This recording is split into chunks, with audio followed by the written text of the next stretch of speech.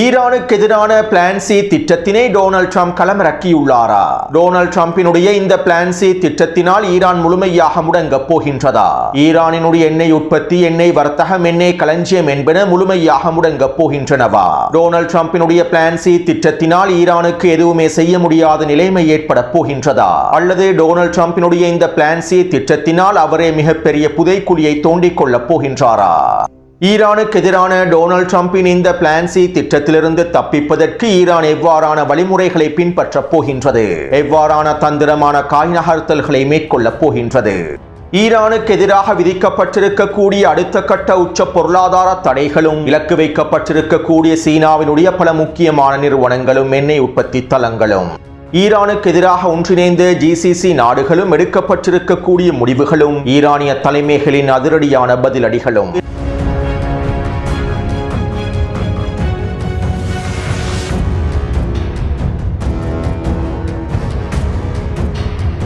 நேற்றைய தினம் சவுதி அரேபியாவின் ஜித்தாவிலே விசேட ஜிசிசி மாநாடு நடைபெற்றது. அனைத்து அடிமை அரபு தலைவர்களும் பிரதிநிதிகளும் ஒன்றிணைந்து இந்த மாநாட்டிலே கலந்து கொண்டிருந்தார்கள். ஈரானுக்கு எதிரான முடிவுகளை எடுப்பதற்காகவும், அடுத்த கட்ட போரிலே ஈரானுக்கு எதிரான காய் நகர்த்தல்களை மேற்கொள்வதற்காகவுமே இந்த அவசர ஜிசிசி மாநாடு அமைக்கப்பட்டிருந்தது. ஈரானுக்கு எதிரான முடிவுகளை எடுப்பதற்காகவும், அடுத்த கட்ட போரில் ஈரானுக்கு எதிராக செயற்படுவது தொடர்பாகவும் கலந்துரையாடல்களை மேற்கொள்வதற்காகவும், முடிவுகளை எடுப்பதற்காகவுமே அவசரமாக இந்த ஜிசிசி மாநாடு நடைபெற்றுள்ளது. அத்தோடு இந்த ஜிசிசி மாநாட்டிலே ஒட்டுமொத்த அடிமை அரபு தலைவர்களும் ஈரானுக்கு எதிரான கண்டன அறிக்கைகளை வெளியிட்டுள்ளார்கள். அதேபோன்று ஜிசிசி நாடுகள் ஒன்றிணைந்து பாதுகாப்பு மற்றும் தற்காப்பு வழிமுறைகளை மேற்கொள்ள வேண்டும் என்றும், ஈரானினுடைய ஏவுகணை தாக்குதல்களை முழுமையாக முடிவுக்கு கொண்டு வருவதற்காகவும், ஈரானினுடைய ஏவுகணை திறன்களை பூஜ்ஜியமாக்குவதற்காகவும், ஈரானிய ஏவுகணைகளை முழுமையாக சுட்டு வீழ்த்துவதற்காகவும் அடுத்த கட்ட வேலை திட்டங்களை நாங்கள் அவசரமாக மேற்கொள்ள வேண்டும் என்றும் கலந்துரையாடல்கள் மேற்கொள்ளப்பட்டு சில முடிவுகளும் எடுக்கப்பட்டுள்ளன. குறித்த முடிவுகள் தொடர்பான தகவல்கள் இன்னும் முழுமையாக வெளிப்படையாக அறிவிக்கப்படவில்லை. இருப்பினும் சில தகவல்களுக்கு அமைவாக, கசிவடைந்திருக்கக்கூடிய தகவல்களுக்கு அமைவாக, ஈரானினுடைய ஏவுகணை திறன்களையும் ட்ரோன் உற்பத்தி திறன்களையும் முழுமையாக முடக்குவதற்கு ஜிசிசி நாடுகள் அமெரிக்காவுக்கு முழுமையான ஆதரவை வழங்க வேண்டும் என்கின்ற முடிவுகள் எடுக்கப்பட்டிருப்பதாக தகவல்கள் வெளியாகியுள்ளன. மேலும் நடைபெற்ற ஜிசிசி மாநாட்டில் ஐக்கிய அரபு அமீரக அடிமைகள் சில முன்மொழிவுகளையும் முன்வைத்துள்ளார்கள். அடுத்த கட்ட போரிலே ஈரான் எங்களுடைய தளங்களை இலக்கு வைத்து தாக்குதல்களை மேற்கொண்டால், எங்களுடைய இறையாண்மையை மீறி தாக்குதல்களை மேற்கொண்டால் எவ்வாறு நாங்கள் ஈரானுக்கு எதிரான பதிலடி தாக்குதல்களை மேற்கொள்ள வேண்டும் என்கின்ற முன்மொழிவுகளை முன்வைத்துள்ளார்கள். இருப்பினும் பல ஊடகவியலாளர்கள் மூலமாக இந்த தகவல்கள் கசிவடைந்துள்ளன. எனவே சுருக்கமாக குறிப்பிடுவதாக இருந்தால், ஈரானுக்கு எதிரான அடுத்த கட்ட காய் நகர்த்தல்களை மேற்கொள்வதற்கும், முடிவுகளை எடுப்பதற்கும், ஈரானை ஒன்றிணைந்து எதிர்ப்பதற்கும் ஜிசிசி மாநாட்டில் கலந்துரையாடல்கள் மேற்கொள்ளப்பட்டு முடிவுகள் எடுக்கப்பட்டுள்ளன. இதைத் தொடர்ந்து ஈரானின் துணை பாதுகாப்பு அமைச்சர் இவ்வாறு தெரிவித்துள்ளார். எங்களுடைய அண்டை நாடுகளில் இருக்கக்கூடிய அமெரிக்க தளங்கள் எங்களுக்கு எதிரான தாக்குதல்களை மேற்கொள்வதற்கும், எங்களுடைய மக்களை படுகொலை செய்வதற்கும் முழுமையான பங்கை வகித்துள்ளன. எங்களுக்கு எதிரான போர் ஆரம்பிக்கப்படுவதற்கு முன்பு அண்டை நாடுகளோடு நாங்கள் தெளிவான கலந்துரையாடல்களை மேற்கொண்டிருந்தோம். ஈரானுக்கு எதிரான தாக்குதல்களுக்காக உங்களுடைய நாடுகளில் இருக்கக்கூடிய அமெரிக்க தளங்கள் பயன்படுத்தப்படக்கூடாது என்பதனையும், உங்களுடைய வான்பரப்பு பயன்படுத்தப்படக்கூடாது என்பதனையும் தெளிவாக கூறியிருந்தோம். எங்களுடைய நாட்டில் இருக்க அமெரிக்க தளங்களோ எங்களுடைய வான்பரப்போ ஈரானுக்கு எதிரான தாக்குதல்களுக்கு பயன்படுத்தப்பட மாட்டாது என உறுதியளித்தார்கள். ஆனால் களத்திலே ஈரானுக்கு எதிரான போர் ஆரம்பிக்கப்பட்டதற்கு பின்பு அண்டை நாடுகளில் இருக்கக்கூடிய ஒட்டுமொத்த அமெரிக்க தளங்களும் ஈரானுக்கு எதிராக பயன்படுத்தப்பட்டன. இதைத் தொடர்ந்தே நாங்கள் அமெரிக்க தளங்களுக்கு எதிரான தாக்குதல்களை மேற்கொண்டோம். ஈரானுக்கு எதிரான தாக்குதல்களுக்காக பயன்படுத்தக்கூடிய ஒவ்வொரு அமெரிக்க தளங்களையும், அமெரிக்க நலன்களையும் முழுமையாக சிதைத்தோம். மேலும் எங்களுடைய இந்த தெளிவான பதிலடிகளையும் முடிவையும் அண்டை நாடுகளுக்கு நாங்கள் தற்போது தெளிவாக எடுத்துரைத்துள்ளோம். ஈரானுக்கு எதிரான அடுத்த கட்ட தாக்குதல்களுக்கும் அண்டை நாடுகளில் இருக்கக்கூடிய அமெரிக்க தளங்களும், அமெரிக்க நலன்களும் முழுமையாக பயன்படுத்தப்படுமாக இருந்தால் எங்களுடைய பதிலடி தாக்குதல்கள் முன்பை போன்று இருக்காது. ஈரானுக்கு எதிரான அடுத்த கட்ட தாக்குதல்களில் அண்டை நாடுகளில் இருக்கக்கூடிய அமெரிக்க தளங்கள் பயன்படுத்தப்பட்டால், அண்டை நாடுகளின் வான்பரப்பு, நிலப்பரப்பு, கடற்பரப்பு என்பன பயன்படுத்தப்பட்டால், நாங்கள் குறித்த நாடுகளில் இருக்கக்கூடிய உள்கட்டமைப்புகளை முழுமையாக இலக்கு வைத்து தாக்குதல்களை மேற்கொள்வோம். எங்களுடைய அடுத்த கட்ட இலக்குகள் வீரியமானதாகவே அமைந்திருக்கும். இதனை அனைவரும் தெளிவாக புரிந்து கொள்ள வேண்டும் என அவர் குறிப்பிட்டுள்ளார். எனவே ஈரானுக்கு எதிரான அடுத்த கட்ட போரிலே ஈரான் நிச்சயமாக இந்த அடிமை அரபுகளுடைய உள்கட்டமைப்புகளை முழுமையாக இலக்கு வைத்து தாக்குதல்களை மேற்கொள்ளும். இதைத்தான் தற்போது ஈரானிய தலைமைகளும் உறுதிப்படுத்தியுள்ளார்கள். அடுத்து அமெரிக்க கருவூலத்துறையானது ஈரானுக்கு எதிரான அடுத்த கட்ட உச்ச பொருளாதார தடைகளை விதித்துள்ளது. இவ்வளவு நாளாக ஈரானுக்கு எதிராக விதிக்கப்பட்டிருந்த பொருளாதார தடைகளை விட தற்போது ஈரானுக்கு எதிராக விதிக்கப்பட்டிருக்கக்கூடிய பொருளாதார தடைகள் ஒரு படி மேலான பொருளாதார தடைகளாகும். இன்னும் ஒரு விதத்தில் குறிப்பிடுவதாக இருந்தால் ஈரானுக்கு எதிராக விதிக்கப்பட்டிருக்கக்கூடிய பொருளாதார தடைகளின் உச்சக்கட்ட பொருளாதார தடைகளையே தற்போது அமெரிக்க கருவூலத்துறையானது ஈரானுக்கு எதிராக விதித்து வருகின்றது. இதற்கமைவாக தற்போது அமெரிக்காவின் கருவூலத்துறையானது ஈரானினுடைய வங்கி கட்டமைப்புகளை குறிவைத்துள்ளது. பொருளாதார தடைகளுக்கு மத்தியில் பணப்பரிமாற்றத்தை மேற்கொள்வதற்காக நிழல் வங்கி முறைமைகளை ஈரான் மேற்கொள்கின்றது. இவ்வாறு ஈரான் பயன்படுத்தக்கூடிய நிழல் வங்கி முறைமைகளையும் ஈரானிய அரசாங்க பணப்பரிமாற்றத்திற்கு பயன்படுத்தக்கூடிய 35 நிறுவனங்களையும் இலக்கு வைத்து பொருளாதார தடைகள் விதிக்கப்பட்டுள்ளன. பல தசாப்தங்களாக அமெரிக்கா ஈரானுக்கு எதிராக விதித்திருக்கக்கூடிய பொருளாதார தடையினால் ஏனைய சாதாரண நாடுகளில் மேற்கொள்ளக்கூடிய வங்கி பரிமாற்றங்களை ஈரானினால் மேற்கொள்ள முடியாது. ரஷ்யாவிலும் இதே நிலைமை தான் காணப்படுகின்றது. பணப்பரிமாற்றத்திற்காக இருக்கக்கூடிய அனைத்து வழிமுறைகளையும் அமெரிக்கா முழுமையாக தடை செய்துவிடும். இதனால் ஈரான் நிழல் வங்கிகளை பயன்படுத்தி பல நிறுவனங்களை பயன்படுத்தி பண பரிமாற்றத்தை மேற்கொள்ளும். இதற்காக வெளிநாடுகளில் பல போலியான பெயர்களில் பல நிறுவனங்களை அமைத்து வைத்திருக்கும். இவ்வாறு ஈரான் பணப்பரிமாற்றத்திற்காக மேற்கொள்ளக்கூடிய இந்த நிறுவனங்களை இலக்கு வைத்தும் ஈரானினுடைய நிழல் வங்கி முறைமைகளை இலக்கு வைத்துமே பொருளாதார தடைகள் விதிக்கப்பட்டுள்ளன. அதே போன்று ஈரான் சீனாவுக்கே 90% எண்ணெய் ஏற்றுமதியை மேற்கொள்கின்றது. மேலும் ஈரான் எண்ணெய் ஏற்றுமதியோடு சம்பந்தப்பட்டிருக்கக்கூடிய சீனாவினுடைய மிக முக்கியமான நிறுவனங்களுக்கு எதிராகவும் 2ஆம் நிலை பொருளாதார தடைகளை அமெரிக்க கருவூலத்துறை விதித்துள்ளது. ஈரானிய எண்ணெய்களை பெற்றுக் கொள்வதில் மிக முக்கியமான நிறுவனமாக இருக்கக்கூடிய சீனாவின் டீபோர்ட் நிறுவனத்தை இலக்கு வைத்தும் இந்த டீபோர்ட் நிறுவனத்தோடு சம்பந்தப்பட்டிருக்கக்கூடிய வெளிநாட்டு சொத்துக்களை இலக்கு வைத்தும் ஈரானுக்கும் சீனாவுக்கும் இடையிலே செயற்படக்கூடிய வெளிநாட்டு நிறுவனங்களை இலக்கு வைத்தும் பொருளாதார தடைகள் விதிக்கப்பட்டுள்ளன. மேலும் இதே போன்று ஈரானினுடைய எண்ணெய் வர்த்தகத்தோடு வேறு நாடுகள் சம்பந்தப்பட்டிருந்தால் அவ்வாறு சம்பந்தப்படக்கூடிய நாடுகளுக்கு எதிராகவும் 2ஆம் நிலை பொருளாதார தடைகளை விதிக்கப் போவதாக அமெரிக்கா அறிவித்துள்ளது. சுருக்கமாக குறிப்பிடுவதாக இருந்தால் அமெரிக்காவினுடைய அடுத்த கட்ட பொருளாதார தடைகள் அனைத்தும் ஈரானினுடைய எண்ணெய் உற்பத்தியை, ஈரானினுடைய எண்ணெய் விநியோகத்தை, ஈரானினுடைய எண்ணெய் வர்த்தகத்தை முழுமையாக முடக்குவதற்கான பொருளாதார தடைகளாகும். ஈரானுக்கு எதிரான கடற்படை முற்றுகையை செயற்படுத்தி இருப்பதன் மூலமாக, ஈரானினுடைய துறைமுகங்களை முற்றுகையிட்டிருப்பதன் மூலமாக ஈரானுக்குள் இருந்து அதிகளவான எண்ணெய் விநியோகம் முழுமையாக தடுக்கப்படும். அதாவது ஈரானுக்குள் இருந்து எண்ணெயானது வெளியேறாது. இதனோடு சேர்த்து ஈரானுக்கு எதிரான உச்ச பொருளாதார தடைகளை விதிப்பதன் மூலமாக ஈரான் மற்றும் சீனாவினுடைய எண்ணெய் நிறுவனங்களுக்கு எதிராக பொருளாதார தடைகளை விதிப்பதன் மூலமாக ஈரானினுடைய எண்ணெய் வர்த்தகம், விநியோகம் என்பன முழுமையாக தடுத்து நிறுத்தப்படும். இவ்வாறு ஈரான் எண்ணெயை முழுமையாக தடுத்து நிறுத்தி ஈரானுக்குள்ள எண்ணெய் உற்பத்தியை தடுத்து நிறுத்தி ஈரானை முழுமையாக முடக்குவது தான் இவர்களுடைய திட்டமாகும்.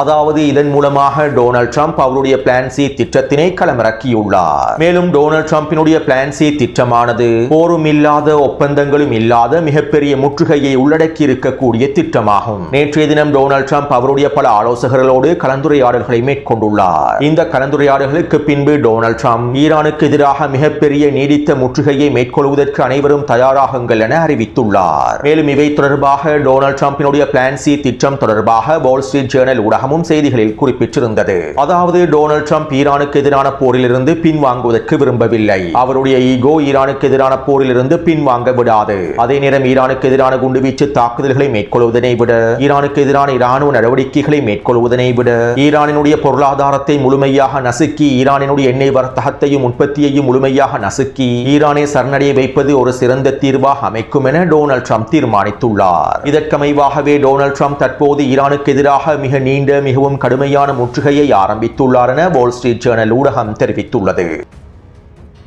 அதாவது டொனால்ட் ட்ரம்பினுடைய பிளான் சி திட்டம் இதுதான். அமெரிக்கா ஈரானை முழுமையாக முற்றுகையிட்டுள்ளது. ஈரானிய துறைமுகங்களையும் முற்றுகையிட்டுள்ளது. மேலும் கடந்த ஒரு வாரமாக அமெரிக்கா முற்றுகையை அதிகப்படுத்தியுள்ளது.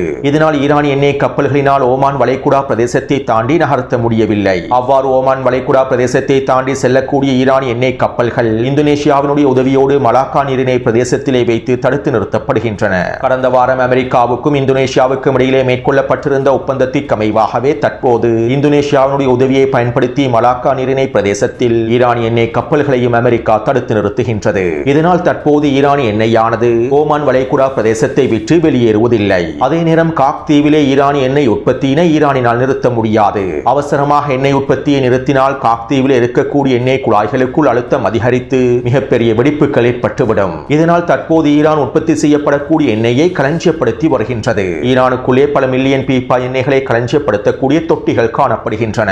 இந்த தொட்டிகளை பயன்படுத்தி இன்னும் 22 நாட்களுக்கு ஈரானினால் எண்ணெயை களஞ்சியப்படுத்த முடியும். மேலும் இதற்கு மேலதிகமாக அதிகளவான எண்ணெய் கப்பல்களை ஈரான் நிரப்பி வருகின்றது. ஓமான் வளைகுடா பிரதேசத்தை நோக்கி எண்ணெய் கப்பல்கள் செல்லாவிட்டாலும் ஈரானிய துறைமுகங்களில் நிலை கொண்டிருக்கக்கூடிய எண்ணெய் கப்பல்களுக்கு அதிகளவான எண்ணெயை ஏற்றுமதி செய்து வருகின்றது. மேலும் ஈரானிடம் இருக்கக்கூடிய பழைய எண்ணெய் கப்பல்களையும் வெளியே எடுத்து அவற்றிலும் எண்ணெயை நிரப்புகின்றது. தொட்டிகள் மூலமாக தரையிலும் கப்பல்கள் மூலமாக கடல் பிரதேசத்திலும் ஈரான் அதிகளவான எண்ணெயை தற்போது களஞ்சியப்படுத்துகின்றது.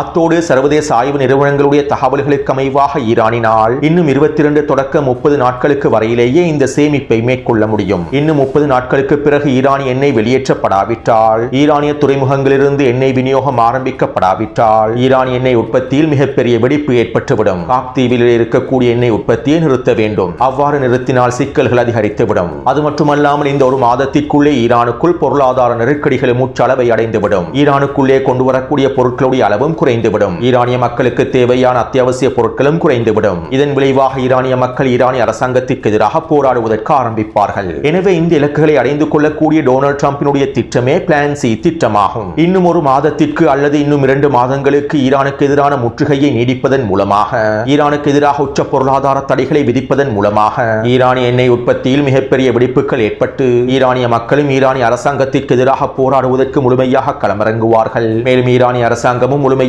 பலவீனமடைந்து விடும் என்றே டொனால்ட் ட்ரம்ப் திட்டமிட்டுள்ளார். இன்னும் பல வாரங்களுக்கு முற்றுகையை நீடித்து ஈரானை சரணடைய வைப்பதற்கான வேலை திட்டத்தை மேற்கொள்வதே டொனால்ட் ட்ரம்பினுடைய இந்த பிளான் சி திட்டமாகும்.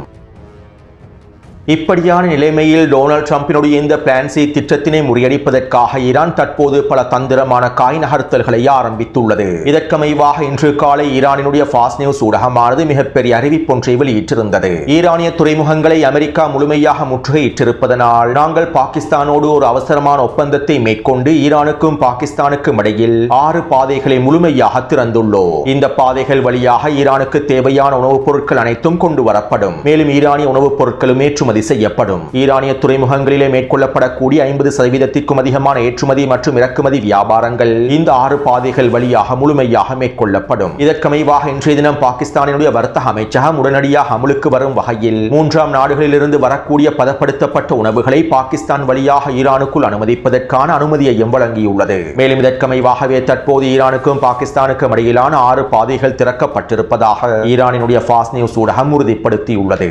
எனவே அமெரிக்காவினுடைய முற்றுகைக்கு மத்தியில் ஈரானுக்குள்ளே உணவு விநியோகத்தினை ஸ்திரப்படுத்துவதற்காகவும் ஈரானினுடைய உணவு ஏற்றுமதியை ஸ்திரப்படுத்துவதற்காகவுமே இந்த முடிவுகள் எடுக்கப்பட்டுள்ளன. அதே போன்று பாகிஸ்தான் வழியாக ஈரான் எண்ணெய் ஏற்றுமதியை மேற்கொள்வதற்கும் திட்டமிட்டு வருவதாகவும் தகவல்கள் வெளியாகியுள்ளன. பாகிஸ்தானுக்கும் சீனாவுக்கும் இடையிலே இருக்கக்கூடிய அமைக்கப்பட்டிருக்கக்கூடிய ரயில் பாதைகள் வழியாக அதிகளவான எண்ணெயை சீனாவுக்கு வழங்குவதற்கு ஈரான் தயாராகி வருவதாகவும் தகவல்கள் வெளியாகியுள்ளன.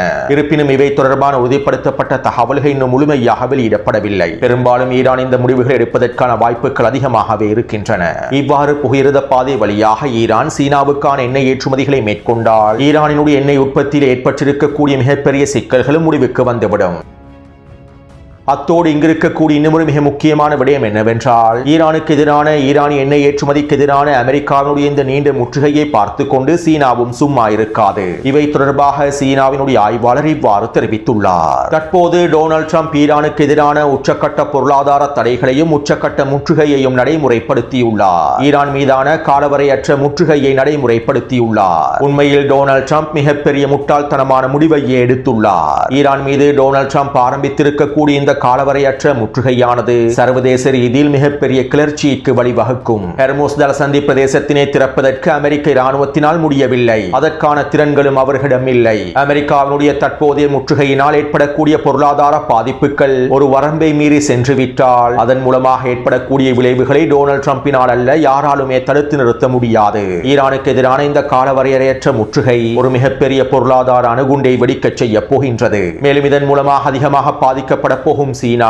டொனால்ட் ட்ரம்புக்கு உச்சழுத்தங்களையும் வழங்கும். மேலும் பொருளாதார நெருக்கடிகள் வரம்பை மீறி சென்றால் ஈரான் அமெரிக்காவுக்கு அழுத்தத்தினை வழங்கும் நோக்கத்தோடு தாய்வான் மீதும் கை வைக்கலாம். சீனா தற்போது உறங்கிக் கொண்டிருக்கக்கூடிய மாபெரும் சக்தியாகவே செயற்படுகின்றது. ஈரானுக்கு எதிரான டொனால்ட் ட்ரம்பினுடைய இந்த காலவரையற்ற முற்றுகை உறங்கிக் கொண்டிருக்கும் சீனாவை தட்டி எழுப்பிவிடும். மேலும் சீனா இன்னும் பல காய் நகர்த்தல்களையும் நிச்சயமாக மேற்கொள்ளும். அதற்கான காலமும் நேரமும் வந்து விட்டன. இதனால் டொனால்ட் ட்ரம்ப் நினைப்பதை போன்று ஈரானுக்கு எதிரான காலவரையற்ற முற்றுகையினால் இருந்தால் எந்த விதமான இலக்குகளையும் அவரால் அடைந்து கொள்ள முடியாது. மேலும் இது மிகப்பெரிய பொருளாதார அணுகுண்டாக மாறி யாருமே நினைத்து கூட பார்க்க முடியாத விளைவுகளை இந்த உலகத்தில் ஏற்படுத்தும். மேலும் இன்னும் 2 வாரங்களுக்குள் இதனுடைய அனைத்து அறிகுறிகளையும் ஒவ்வொரு நாடுகளும் சுவைக்க ஆரம்பிப்பார்கள். என்னை பொறுத்தவரையில் அமெரிக்காவினால் இந்த முற்றுகையை நெடு நாட்களுக்கு நீடிக்கவே முடியாது. என்னுடைய கணிப்பு சரியாக இருந்தால் இன்னும் 2 வாரத்திற்குள்ளேயே அமெரிக்கா ஈரானுக்கு எதிரான இந்த முற்றுகையை நிறுத்திவிட்டு ஈரானுக்கு எதிரான தாக்குதல்களை ஆரம்பிக்கும். ஈரானினுடைய தலைமைகளை படுகொலை செய்து இராணுவ தலைமைகளை படுகொலை செய்து ஈரானை சரணடை வைப்பதற்கான முயற்சிகளையே மேற்கொள்ளும். இதற்கான வாய்ப்புகளை அதிகமாக உள்ளது என சீனாவினுடைய ஆய்வாளர் கருத்துக்களை வெளியிட்டுள்ளார்.